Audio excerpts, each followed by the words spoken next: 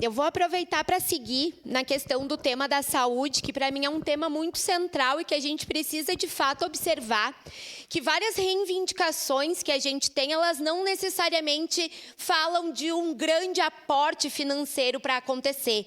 Reforço a fala de que na maioria das nossas UBSs, mesmo aquelas que o atendimento é só pelo telefone, elas não funcionam. As pessoas não conseguem ser atendidas, as pessoas não conseguem marcar suas consultas.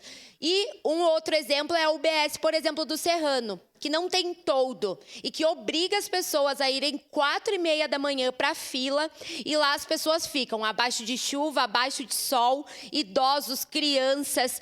Então, a gente precisa olhar muito atento para essas questões da estrutura das nossas UBSs.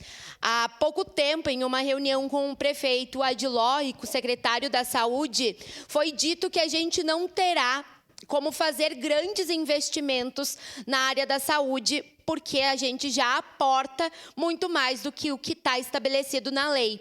Mas daí eu me pergunto, qual que é a eficácia desses 10% a mais que está sendo aplicado, se a gente continua tendo historicamente tantos problemas? Porque parece que mesmo sendo aportado a mais, as soluções não chegam. Só chegam mais problemas, mais dificuldades, menos prevenção, menos promoção de saúde. Então, a gente fala aqui dos agentes sanitários, dos agentes de saúde.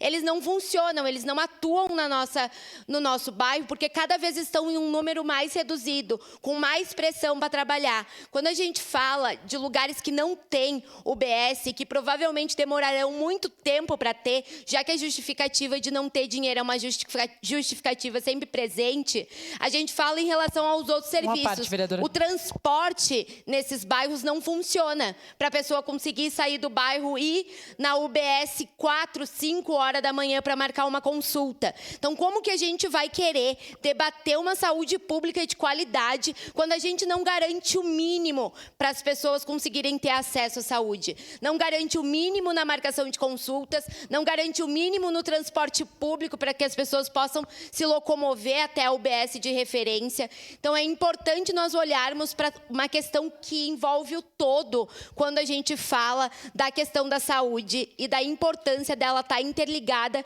com diversas outras pautas, habitação, assistência.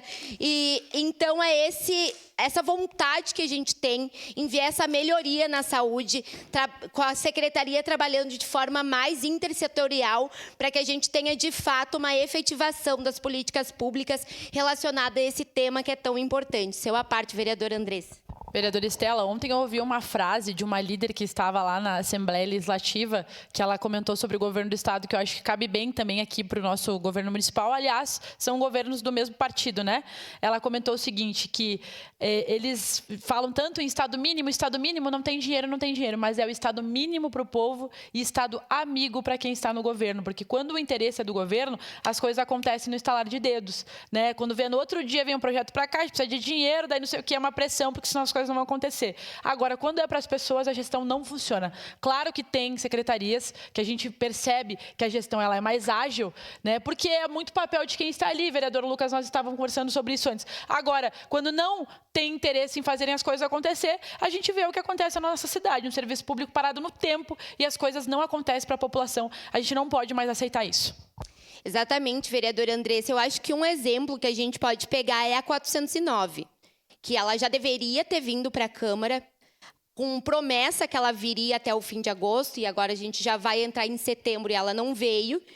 Mas, para vários outros projetos do Executivo, a gente tem agilidade. Às vezes, o projeto chega 1 dia, 3 dias depois, a gente já está votando aqui. Então, sim, há mais prioridade para projetos que interessam o governo, porque senão a gente não votaria... A gente não votaria de uma hora para outra, sem tempo de projeto, sem tempo de diálogo. Vereador Iago, você citou que a gente não quer diálogo com a prefeitura.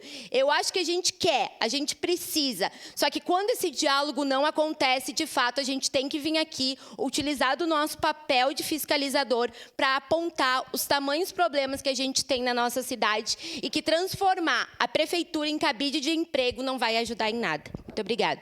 Obrigado, vereadora Estela. Encerrado o espaço do pequeno expediente.